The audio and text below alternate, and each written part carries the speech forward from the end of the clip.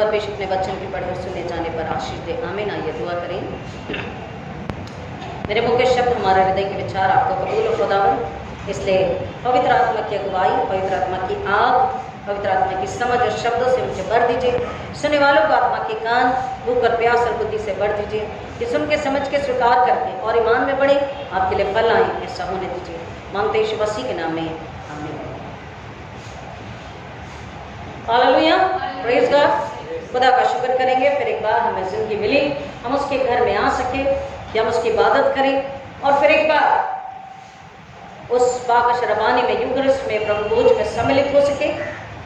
और उसके बाद रोज़ों में, उपवास में हम इंतज़ार करें उस मेज़ के लिए, उस कटोरे में से खाने पीने के लिए, मॉर्निंग थर्सडे तक। हालेलुया, आमीन। प्रभु यीशु मसीह का जन्म, उसके बाद एपिफनी, ये लास्ट संडे है एपिफनी का, एंड उसके बाद हम प्रभु यीशु मसीह की परीक्षा, 40 दिन 40 रात, उसका उपवास, उसका रोज़ा, त्याग, समर्पण हमारे लिए, इस दुनिया के लिए, और उसकी सेवा। हम इन दिनों में सुनते हुए आ रहे हैं कि एक खमीर जो कि पाप, बुराई, झूठ, अधर्म का प्रतीक है, लेकिन यीशु मसीह ने हमें यूँ बताया कि सबका राज्य उस खमीर के समान है जो एक स्त्री 3 पसेरा लेकर आटे में मिलाती है और वो पूरा आटा खमीरा हो जाता है। हम 3 संडे से सुन रहे हैं कि किस तरह से हम उसके खमीर हो करके, सुसमाचार को लेकर, स्वराज को लेकर के हम उन लोगों तक पहुँचे जिनके पास अब तक सुसमाचार नहीं पहुँचा, जिन्होंने अब तक सुकून आराम, तसल्ली को, असल सुकून आराम को, ऐसा सुकून आराम तो इंसान को मिल जाता है। किसी को पिकनिक स्पॉट पे मिल जाता है, किसी को बहुत कमा कर मिल जाता है, किसी को कुछ जीत कर, कुछ हासिल करके मिल जाता है, राइट। लेकिन असल आराम, असल सुकून, खुशहाली, बरकत और हमेशा हमेशा की जो जिंदगी है, वो अब तक जिन्होंने नहीं पाया, वो कहता है कि तुमने मुफ्त में सेंत मेघ में पाया है, तो तुम उसे बांटने के लिए अपने आप को तैयार करो। और उसके बाद हमने 3 के महत्व को देखा। 3 मोर देन 450 टाइम्स, 467 टाइम्स में कम से कम बाइबल में 3 नंबर को हम देखते हैं और 3 के अर्थ को भी हमने जाना। और आज उसको कंक्लूड कर देंगे लास्ट में एक वचन को पढ़ते हुए। यहाँ पर वचन कह रहा है, यीशु मसीह अपने माता पिता से सवाल नहीं पूछ रहे हैं, उन्हें बता रहे हैं, उन्हें याद दिला रहे हैं कि तुम्हें पता होना चाहिए। सवाल पे सवाल वो नहीं कर रहे हैं, वो कह रहे हैं कि you should know where I am suppose to be. आपको पता होना चाहिए कि आपके बेटे को कहाँ होना चाहिए। हालेलुया, बोलिए। खुदावन यीशु मसीह के नाम में हम अपने बच्चों के लिए, हमारी कलीसिया के बच्चों के लिए, हमारे नाती पोतियों के लिए, हम यही आशीष को, समझ को, बुद्धि को जो रूह की है, बागरूह के जरिए मांग लेते हैं और ईमान के साथ ले लेते हैं कि इसके बाद हमारे बच्चे यही कहें कि क्या आप नहीं जानते थे कि मुझे मेरे पिता के घर में, मेरे उद्धारकर्ता के घर में होना अवश्य है। चाहे हम चाहे ना चाहे, लेकिन हमारे बच्चे यही कहें, खुदा की सलीब को महिमा मिले। यीशु के नाम में आमीन। जब हम आमीन कहते थे, इस आशीष को ले लेते, अब से जीते हैं। हालेलुया। यीशु मसीह कह रहे हैं कि तुम्हें परेशान होने, कूड़ने, डरने की जरूरत नहीं थी। आपको पता होना चाहिए था कि मैं कहाँ हो सकता हूँ। और वो वहां खड़े हरेक से, और माता पिता से कह रहा, मरियम यूसुफ से, कि मुझे एक ही जगह होना चाहिए, वो है मेरे पिता का घर। I have to be in my Father's house because I have to fulfill and complete my Father's business. मुझे मेरे पिता के घर में होना अवश्य है. I must be in my Father's house. और आपको, अगर मैं आपको नहीं भी दिखा तो आपको कहीं और नहीं ढूंढने की जरूरत थी. हालेलुया. आपको कहीं भी नहीं ढूंढने की जरूरत होनी चाहिए थी. आपको सीधा इस मंदिर में आना चाहिए था. और कलाम यहाँ पर फिर एक बार कह रहा है, आएंगे मेरे साथ में 46 वर्ष 46वां वचन. और ऐसा हुआ कि 3 दिन के पश्चात, how many days? 3 days. 3 दिन के पश्चात, हम 3 के महत्व का अर्थ को जान चुके हैं, जान रहे हैं, और फिर एक बार 3 के विषय हम सुन रहे, पढ़ रहे, समझ रहे हैं. और ऐसा हुआ कि 3 दिन के पश्चात उन्होंने उसे मंदिर में उपदेशकों के मध्य बैठे उनकी बातें सुनते और उनसे प्रश्न करते हुए पाए. बाइबल नंबरों से भरी हुई है और हर एक नंबर का बहुत ही कीमती अर्थ है और महत्व है. हम अपने परिवार के लिए अगर नंबर चाहते हैं तो 3 और 7 को ले लें और कहें 3 और 7 मुझे चाहिए, ये चाहिए. 3 दिन के बाद हमें हमारा कमान, हमें हमारी ब्लेसिंग, हमारा पुनरुत्थान. हालेलुया. 3 दिन के बाद फॉर श्योर हमें हमारा पुनरुत्थान निश्चित ही प्राप्त होता है. 40 दिन नहीं, 21 दिन नहीं, 3 दिन भी अगर आत्मा और सच्चाई से रोजे करें तो हमें हमारा पुनरुत्थान निश्चित है, बावजूद इसके कि हम वापस से पिछली जिंदगी में, पिछली इच्छाओं में, चाहतों में, शरीर संसार में समझौता करते वापस न जाए. यीशु मसीह कह रहे हैं तुम्हें पता होना चाहिए था और तुम्हें मुझसे मिलने, मुझे देखने, मुझसे बात करने, मुझे ढूंढने के लिए सीधा बिना परेशानी के यही आना चाहिए था, क्योंकि मेरे पिता के घर में रहना जरूरी है. पिता का घर हमें इस बात को याद दिला रहा है कि हम पिता के घर से मतलब है कि मैं और आप, जो भी यीशु मसीह के जरिए परमेश्वर के पास आता है, वो परमेश्वर की उपस्थिति में छुपा हुआ होता है. हालेलुया. हालेलुया.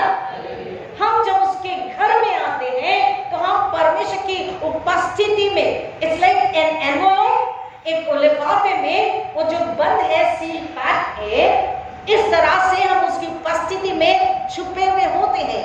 तो हमें किसी प्रकार की परेशानी, दुर्बलता, कमजोरी, शैतानी हमले, अंधकार की ताकतें, दुर्घटना, डर, परेशानी, मृत्यु हमें छू नहीं सकती. हालेलुया.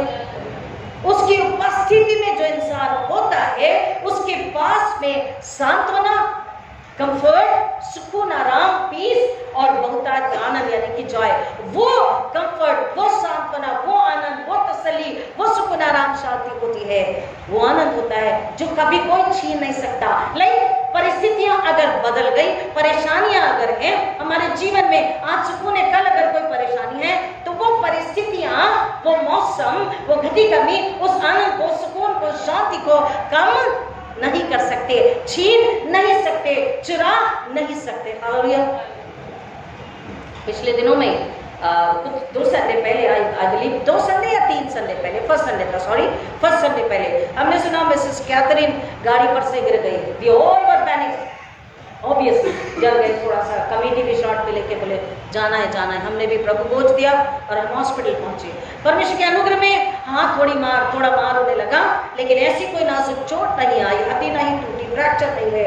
वो सिस्टर के जिंदा 3 दिन बाद, 4 दिन बाद अपने घर आकर आज वो ड्यूटी कर सकती. कुछ दिन बाद मैसेज मिलता है, फोन आता है कि मिस्टर जॉन सिडनी, उनके हस्बैंड, थोड़ी सर्दी खांसी हुई और फिर उन्हें बहुत ठंड लगने लगी, बहुत कमजोरी सी होने लगी, सांसें फूलने लगी और वो लोग उन्हें हॉस्पिटल में लेकर गया, हॉस्पिटल में एडमिट किया. लेकिन 3-4 दिन के बाद में फिर वो स्वस्थ होकर जिंदा अपने घर लौट सके. मैं देख रही हूँ मिसेस मांगली आंटी चर्च में हैं. जब हम उन्हें प्रभु बोझ देने के लिए गए थे तो बहुत ही कमजोर, न अपने पैर हिला पा रही, बिस्तर से उतर नहीं पा रही, खाना नहीं खा पा रही थी, लेकिन आज वो परमेश्वर के घर में. हालेलुया. और भी जिन पर परमेश्वर ने चंगाई के हाथ रखे वो हमारे सामने है। मिसेस सीरावती विश्वकर्मा, बुड्ढी जोस्मिन कृपानंद आंटी, मिसेस रंजना जोई, ये परमेश्वर का अनुग्रह है। अगर हम ईमान रखते हैं, उसकी राह पर बने रहते हैं, उसके घर में बने रहते हैं। अपने आप को हमें फ्राइडे से याद दिलाना है कि क्या तुम्हें पता नहीं कि तुम्हें कहाँ होना चाहिए। संडे है और मुझको मेरे घराने को कहाँ होना चाहिए। पहला, परमेश्वर की उपस्थिति में हम छुपे होते हैं, उसके साथ होना सुरक्षा, शांति, आराम, आनंद में होते हैं। और तीसरा, जब हम हर प्रकार के विरोध, हर प्रकार की तकलीफ, हर प्रकार के तनाव, चाहे अपने खुद के परिवार से, चाहे पड़ोसी, चाहे संसार, चाहे रिश्तेदार, चाहे खानदान या कलीसिया, किसी से भी हमें अपमान मिले या किसी प्रकार का सहयोग न मिले, लेकिन बावजूद इसके भी अकेले ही अगर चलना पड़े तो भी हमें समझौता किए बिना अपनी सूली उठाए मसीह के ईमान में, मसीह के साथ उसके जलाल के लिए आगे बढ़ना है। आई बात समझ में? कई बार ऐसा होता है क्योंकि बाइबल में लिखा है कि जब मैं तलवार चलाऊंगा तो 2 और 3 अलग हो जाएंगे। और विरोध सुसमाचार के लिए घर से ही पहले होता है। तो अगर घर से विरोध है सुसमाचार के लिए और किसी बात के लिए कि बेटा देर से मत आओ, ये सही बात है। बाइबल दुआ करो, ज्यादा पैसे खर्च मत करो, माँ बाप की सुनो, ये सही बात है। लेकिन वचन प्रार्थना के लिए, चर्च के लिए, परमेश्वर के घर के लिए, सुसमाचार के लिए अगर विरोध है, अगर मसीह की महिमा लाने के लिए विरोध है, घंटों बाइबल दुआ रोजे मत करो, ये विरोध अगर है तो बावजूद उसके भी कि घर में, बाहर में, कलीसिया में कहीं भी परेशानी विरोध है, लेकिन उसके बावजूद भी हमें मसीह के साथ होना है, मसीह के घर में होना है और मसीह की महिमा के लिए एक सच्चा मसीह होकर के जिंदा उसकी गवाही में बने रहना। हालेलुया, आमीन। और चौथी बात, जब हम उसके साथ होते हैं, मसीह के घर में होते हैं, तो ऑब्वियसली जब मसीह के घर में उसकी उपस्थिति में है तो हम स्पिरिचुअल रेल में, हेवनली रेल में, यानी कि हम शारीरिक रूप से, सांसारिक रूप से लोगों को यहाँ दिखाई देते, यहाँ बैठे हैं, लेकिन हम होते हैं स्वर्ग में परमेश्वर के साथ, हेवनली रेल में। यीशु मसीह के कहने का यही मतलब था, लोगों को दिखाई दे रहे, बात कर रहे। पुराने नियम मरियम ने उसे पढ़ाया था, वो तोरा जानते थे, पुराने नियम को जानते थे, और वो जब तर्क वितर्क कर रहे हैं, जब बातचीत कर रहे हैं, तो इतने छोटे बच्चे को देखकर लोग ताज्जुब कर रहे हैं। और ये बुद्धि यीशु मसीह कहते हैं कि मैंने तुम सबों में डाल रखी है। हालेलुया, तुम्हें डाल रखी है, बस तुम इस बात का ख्याल नहीं रखते, तुम इसे भूल जाते हो कि ये बुद्धि ऑलरेडी मुझे मिल चुकी है, मेरे अंदर है। वो नई जिंदगी, वो जीवन की सांसें, वो बाखरू पवित्र आत्मा, ये बुद्धि समझ, लड़ने की ताकत, सच पर चलने की ताकत, समझौता नहीं करने का आत्मा स्वभाव, एक जिंदा विवेक, कॉन्शियस मुझे मिल चुका है। लेकिन हम अपनी लालसा, अपनी इच्छा, अपनी जरूरतों के लिए, अपने आलस्य के चलते, अपनी निर्बलता, अपनी कायरता के चलते, जो पिछले संडे हमने सुना, हम कमजोर पड़ जाते हैं और हम फेल हो जाते हैं। लेकिन वो हमें हाथ पकड़कर आगे चलाने, सफलता देने, सक्सेस देने के लिए अब भी तैयार है। हर पल तैयार होता है, बशर्ते कि हम उसके पास आए और कल को बुलाकर, कल से निकलकर हम उसमें कहें कि हाँ, हमें आपके लिए, आपके साथ चलना है, आप में बने रहना है। हम संसार में होते हुए, विशारीक रूप से होते हुए, हमें सर पे रहना है। और तब पवित्र आत्मा हमारी अगुवाई करता है, क्योंकि मसीह का जो क्रूस है, परमेश्वर ने हमसे मोहब्बत करके, हमसे प्यार करके, हमें बचाने के लिए अपने बेटे को वो सूली उठाने दिया, हमारे लिए उसे पापी ठहराया जो पाप से अज्ञात था। He never knew sin, what is sin, but he became sinner। हमारे लिए उसने पाप को ले लिया कि उसे हराए और हमें अपनी धार्मिकता में धर्मी बनाए। कि वो क्यों कह रहा है कि तुम्हें जानना चाहिए था कि मुझे मेरे पिता के घर में होना है। अगर वो अपने पिता के घर में नहीं होता, अगर वो 40 दिन की परीक्षाओं को पार नहीं करता और वो सूली उठा के शैतान को, संसार को, शरीर को, नर को, मौत को नहीं हराता, तो उसकी धार्मिकता में हम धर्मी नहीं ठहराए जाते, हम उस जीवन के मुकुट को नहीं पा सकते। It is for that we should become His righteousness, in Jesus Christ. Hallelujah. और इसलिए वो कह रहा है कि वो क्या तुम नहीं जानते थे कि मुझे मेरे पिता के घर में होना जरूरी है। और आज वो मसीह हमारे लिए फिर एक बार आवाज देता है, दरवाजा खटखटाता, लेकिन उससे पहले, क्योंकि आज मैंने कहा हमें उसे कंप्लीट करना है, तो आएंगे मेरे साथ में उसका जो वायदा है, जो 3 नंबर में आपको बता रही थी, उत्पत्ति 22 अध्याय 15 से आगे, उत्पत्ति 22 15 से आगे, जेनेसिस 22:15 ऑनवर्ड्स। अगर मिला है तो पढ़ सकते हैं और एल्स मैं पढ़ूंगी।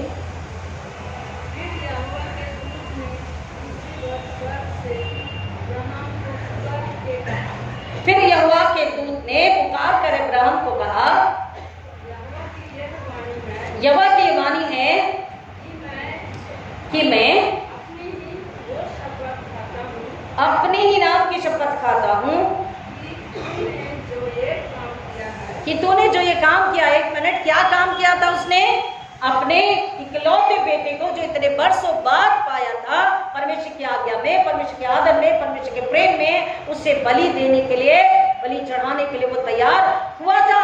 और केवल तैयार नहीं हुआ, उसे लेकर गया बलिदान की, बलि की जगह पर वेदी बनाई, बच्चे को बांधा और उसे बलि के लिए उस वेदी पर रख दिया और छुरा भी उठाया।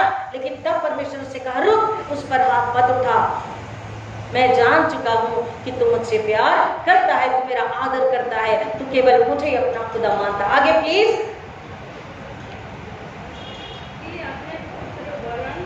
हाँ,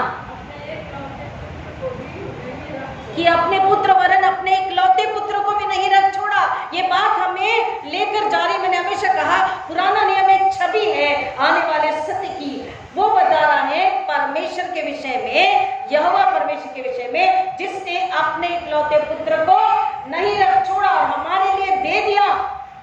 ये प्रभु यीशु मसीह के बलिदान और उसके जरिए दिए गए, उसके सूली पर जो उसने हमारे प्राणों को दिया, उसके उद्धार की ओर इशारा कर रहे। आगे प्लीज। इस कारण, हाँ, अब एक वायदा परमेश्वर कर रहा है, इस कारण निश्चय ही, हाँ जी, मैं तुझे आशीष दूंगा और निश्चय तेरे वंश को आकाश के तारागण और समुद्र तट के बालू यानी रेत के कणों के समान अनगिनत कर दूंगा। अब देखिए, मैंने आपसे कहा था 3, पिता पुत्र पवित्र आत्मा, Abraham Isaac Jacob, Abraham Isaac and Jacob, उसी लीनेज से कह रहा, तेरे वंश से मैं तेरे वंश को ऐसा बढ़ाऊंगा कि बालू के किनके यानी कि रेत कणकों के समान अनगिनत कर दूंगा। ये प्रभु यीशु मसीह हमारे उद्धारकर्ता, जगत के उद्धारकर्ता के उद्धार, उसके बलिदान, उसके दुख तकलीफ वेदना पीड़ा, उसकी सेवा और उसकी मृत्यु और उसके जीतने के बाद जितने लोग उस पर विश्वास करेंगे, हर एक के उद्धार के लिए बात कहिए। और आज हम दुनिया में देख रहे हैं, भले विरोध कितना भी क्यों ना हो, बार बार छत्तीसगढ़ से मैसेज आ रहे कि दुआ कीजिए, इतनों को मारा, ऐसा हुआ वैसा किया, लेकिन उसके बावजूद भी, हालेलुया, उसके बावजूद भी आत्माएं परमेश्वर के घर में आ रही है। हालेलुया। आत्माएं कहां आ रही है? बच करके यहोवा परमेश्वर के घर में आ रही है, क्योंकि यीशु मसीह ने पहले अपने आप को उस घर में रखा। और उस घर की क्या डिमांड थी? हेलो, क्या तुम नहीं जानते कि मुझे मेरे पिता के घर में होना चाहिए? तो सिर्फ पिता के घर में होना चाहिए और गीत गाते रहना चाहिए, माला जपती रहनी चाहिए? नहीं, उस घर की क्या डिमांड थी? उस घर की डिमांड थी, या टू टेक अ क्रॉस, तुम्हें सूली लेनी है, या टू पे द प्राइस। और सूली केवल लेना नहीं है, वो बारी बार का क्रॉस, धूप में भूखा प्यासा, अपमान, धूप सब कुछ सहते हुए उसे उस सूली को, अपनी सूली को खुद उठा के चलना है और उस सूली पर तुम्हें लटकाया जाएगा। तुम्हारे साथ बहुत ही बेहुदा, बुरा, अभद्र व्यवहार किया जाएगा। तुम्हें पापी, अधर्मी, लोभी, चोर, डाकू क्या नहीं कह करके लोग तुम्हारा उपहास करेंगे, तुम्हारा मजाक उड़ाएंगे और तुम्हें अपनी कीमत चुकाकर, अपना बलिदान दे करके, तुम्हें पाप को, मौत को, नरक को, शैतान को, शरीर को हरा कर उस धार्मिकता और सत्य में पवित्रता में तुम्हें तीसरे दिन बाहर आना है। ये उस घर की डिमांड थी। हालेलुया। अगर यीशु मसीह नहीं करते तो क्या मैं यहाँ खड़ी होती, क्या आप यहाँ बैठे होते? हम भी औरों की तरह, हमारे बच्चे औरों बच्चों की तरह भी क्रिकेट खेलते होते, हम पिकनिक में होते, मशीन में कपड़े डाल के धो रहे होते कि भाई संडे छुट्टी है, या डस्टिंग कर रहे होते, या कहीं घूमने चले जाते। बॉम्बे से लोनावला खंडाला नजदीक है, सैटरडे संडे घूमने चले जाते, मंडे अपने काम को चले जाते हैं। लेकिन आज मैं और आप उस दुनिया में कई ऐसे लोग हैं जो चर्च के अंदर नहीं, लेकिन बेसमेंट जिसे कहते हैं खाने में जाकर के इबादत कर रहे हैं, बाइबल दुआ कर रहे हैं। क्यों? क्योंकि यीशु मसीह परमेश्वर का इकलौता कहाँ गया? वो जानता था मुझे मेरे पिता के घर में होना, उसकी उपस्थिति में होना है, उससे बात करना है, उससे संगति में रहकर उसकी इच्छा जानना है, उसकी ताकत सुकून से आराम से बल से मुझे भर लेना है, उसे सुनना है और उसी के सुनाना है, उसके कामों को लेना, उसकी ताकत को लेना और वही मुझे देना है। तो कहता मैं अपने आप से कुछ नहीं कह रहा, जो पिता कह रहा, जो मैं कुछ नहीं कर रहा, जो पिता करवा रहा वही कर रहा। वो घर में था कि हमें, जो हम घर के बाहर थे, हम जो घर के बाहर थे, हमें घर के अंदर लेने के लिए। जब बच्चे छोटे होते हैं, कई माँ बाप तो अभी भी करते हैं, मैंने देखा जिनकी शादियां भी हो गई तो भी माँ बाप उन्हें पनिश करते, कान पकड़ते, मारते हैं, दरवाजे के बाहर रख देते हैं। They do that and they should do that, क्योंकि नीति वचन कहता है छड़ी उठा, छड़ी उठाने से तेरा बच्चा मर नहीं जाएगा पर वो आत्मा में जिंदा रहेगा। हालेलुया। तो हम छोटपन का याद करें कि हमें पनिशमेंट जब मिलती तो हमें घर के बाहर खड़ा कर देते थे। कितनों को याद है? याद है, मुझे याद है। हमें मना किया था बाहर नहीं खेलना मोहल्ले के बच्चों के साथ में। छुट्टी थी, एक निकला, फिर दूसरा निकला, फिर हम निकले, तीनों भाई बहन खेल रहे। पड़ोसी को पता था, सब कह रहे तुम्हारे भैया आ जाएंगे जाओ, तुम्हारे भैया आ जाएंगे जाओ। भैया आ गए, दूर से देख लिया। जैसे आप कहते हैं ना वहां से चर्च दिखता था, वैसे उस समय दूर से एक तालाब था, तालाब के पास से रास्ता था और मेन रोड नहीं, इधर से भाई आया और दूर से हमें देख लिया। हम गए, बकायदा बैठे आराम से फ्रेश होके खाना खा रहे। मुझे आज भी याद है उनकी प्लेट में क्या था। और हम तीनों को इतनी बड़ी धूप में हमारा आंगन था, उस धूप में आंगन में बड़े भाई ने तीनों को खड़ा कर दिया। कान पकड़ो, एक पर उठाओ, खड़े रहो। कि तुम्हें मना किया था बाहर मोहल्ले के बच्चों के साथ में नहीं खेलना, क्योंकि वो जो बोलेंगे वही लैंग्वेज, वही बातें, वही व्यवहार तुम सीखोगे। इज्जती पना व्हाटएवर तुम सीखोगे। बुराई सीखने, बुराई से बचे रहना है, उस आदत में नहीं जाना है। ऐसा तो कभी नहीं हुआ, वंस एक ही बार जिंदगी में ऐसा।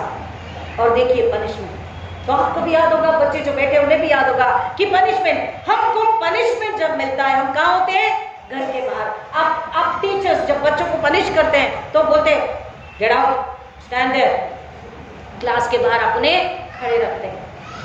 हम घर से बाहर थे, क्यों? क्योंकि हमने गुनाह किया था।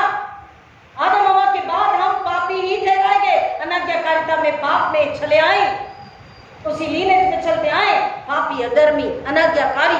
हम घर के बाहर थे, स्वर्ग से दूर थे, और हमें अपने असली घर में लेकर जाने के लिए वो घर में आया, पिता की इच्छा पूरी करी, उस सूली को लिया, मेरे आपके बदले, दुनिया के बदले का पाप अपने ऊपर लिया। और उस वायदे को जो खुदा ने इब्राहिम से कहा था कि मैं तेरे वंशजों को आकाश के तारागण और समुद्र तट के रेत कणकों के समान असंख्य कर दूंगा, और तेरे वंशज अपने शत्रुओं के नगरों पर अधिकार कर लेंगे। आज इज़राइल को देखिए, ताकतवर है, बुद्धि से भरा है, क्या नहीं है इज़राइल के पास? और वही आशीष अब्राहम, इसहाक, याकूब की मेरे और आपके पास भी परमेश्वर का वायदा। हालेलुया।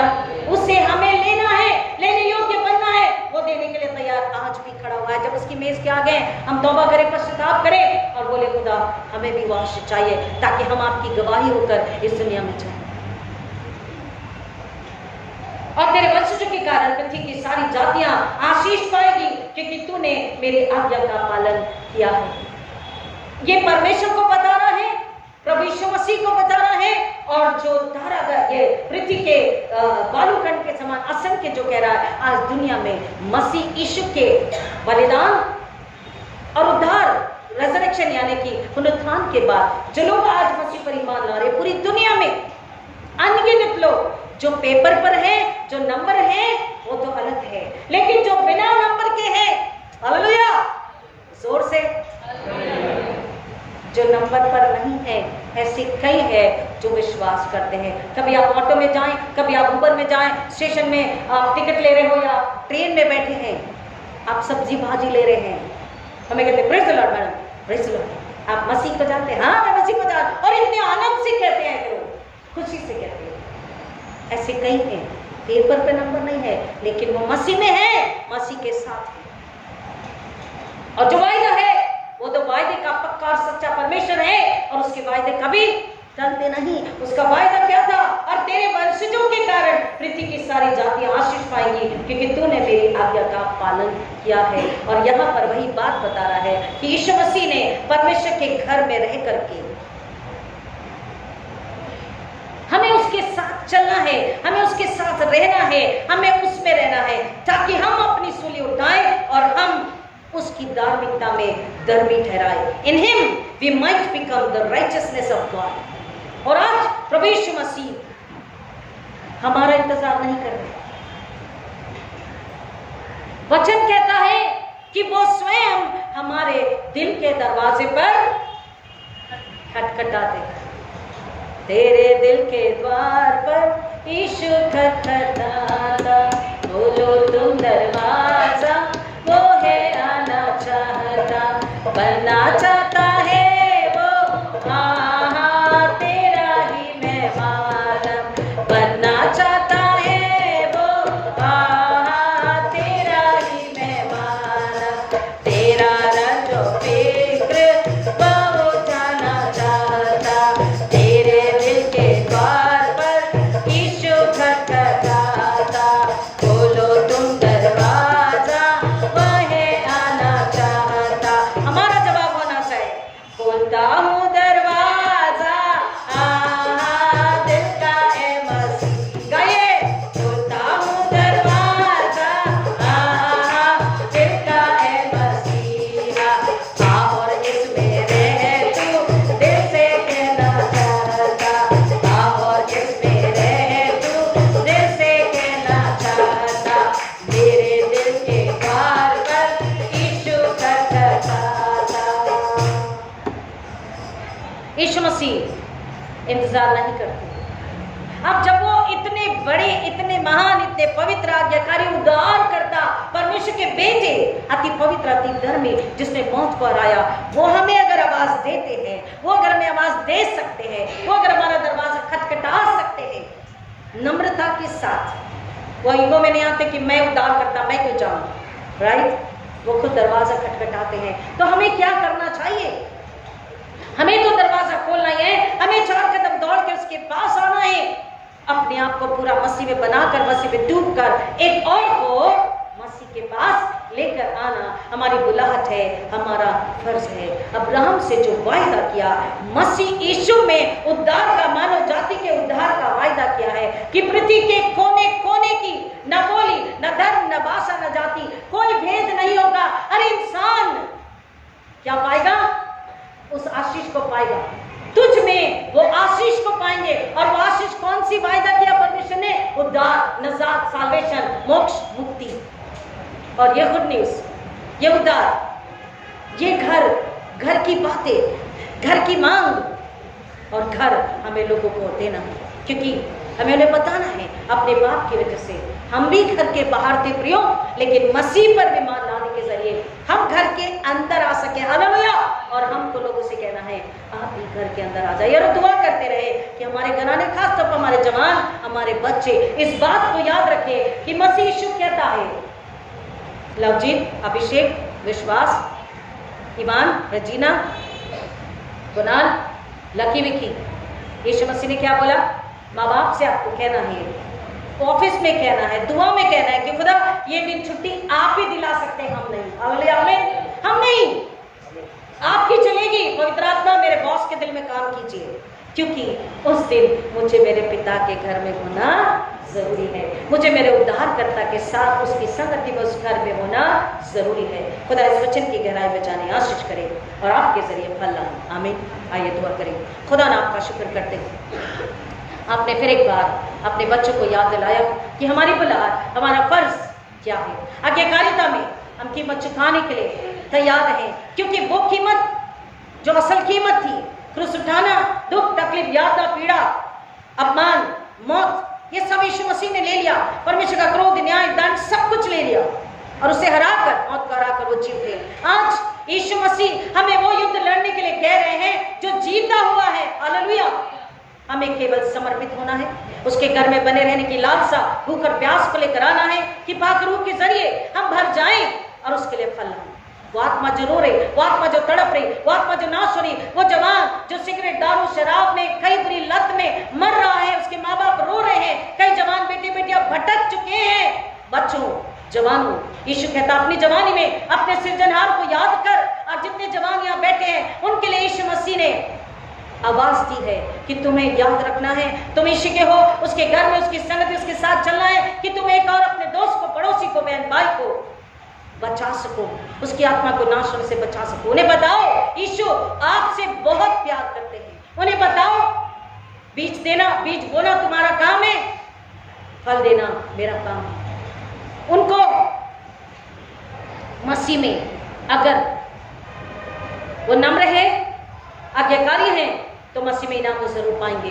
तुम अपना फर्ज पूरा करो। खुदा में मेरा घराना, मेरी कलीसिया और हमारी कौमी कॉन्फ्रेंस में चर्चेस इन इंडिया में churches in the world coordination committee, हम सब इस बात को याद रखें। हमें आपके घर में होना है ताकि हम आपसे भरे जाएं, स्वर्ग में रहें, जमीन पे रहकर भी स्वर्ग में रहें, आपसे भरकर पाक रूह के जरिए हम शैतान को, उसकी योजना को नाश करें और अपने बच्चों को, अपने घरानों को और इस दीवारी के, इस चार दीवारी के बाहर जाकर आत्मा को बचा सके और आपके लिए फल लाएं। ऐसा होने दीजिए। आपकी मेज के आगे आ रहे हैं, आप पर रहम कीजिए। मांगते यीशु मसीह के नाम में आमीन। और हमारे पुण्यतित प्रवेश मसीह का अनुग्रह, परमेश्वर पिता का प्रेम, पवित्र आत्मा की संगति और शांति आप सबों के साथ, जो पहली बार सुन रहे खास तौर उनके साथ हमेशा हमेशा बनी रहे।